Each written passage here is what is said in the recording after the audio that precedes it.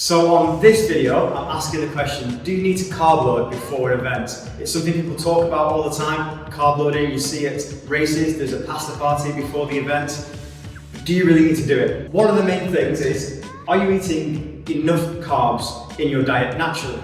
So you'll have your normal diet, you could be tracking things, you could be not tracking things, you could have a consistent diet of eating high carbohydrates. So do you need to then increase it to do a half marathon, for example? I don't necessarily think that's the case. I think if you already are eating lots of carbs in your diet, you don't need to increase it just for this one day. Yes, you will burn more of your fat stores, more of your carbohydrate stores when you're training. You need that energy when you compete in the race. But do you necessarily need more before the event than usual? Maybe a small percentage.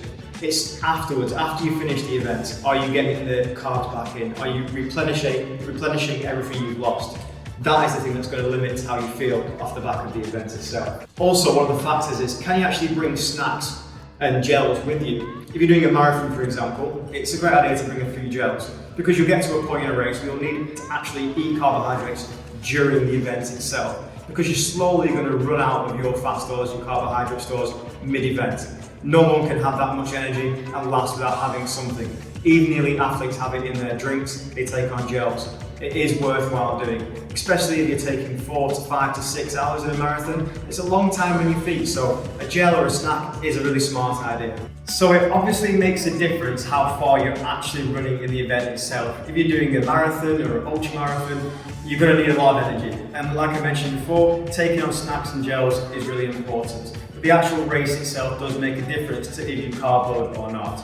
And when I said at the start, carb loading, maybe 10% more than you would normally do, is a smart idea for a marathon or a half marathon. If you're doing an ultra marathon and you're not going to be able to get gels and snacks with you on the way, you're probably best off taking a little bit more on than you usually do. But that leads me on to my final point, which is, how frequently do you do this on a regular basis?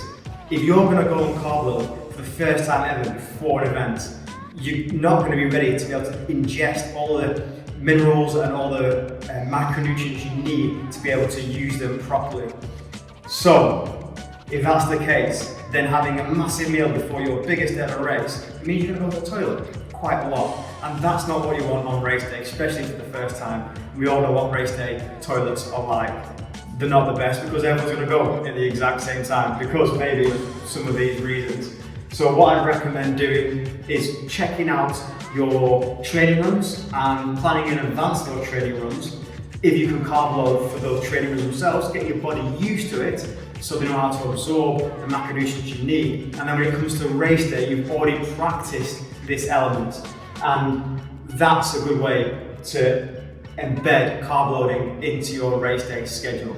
So that was me answering the question, do you need to carb load before a race? To check out more information on Runthrough, check out runthrough.com. More about myself, I'm at Matt Wood at all the different channels.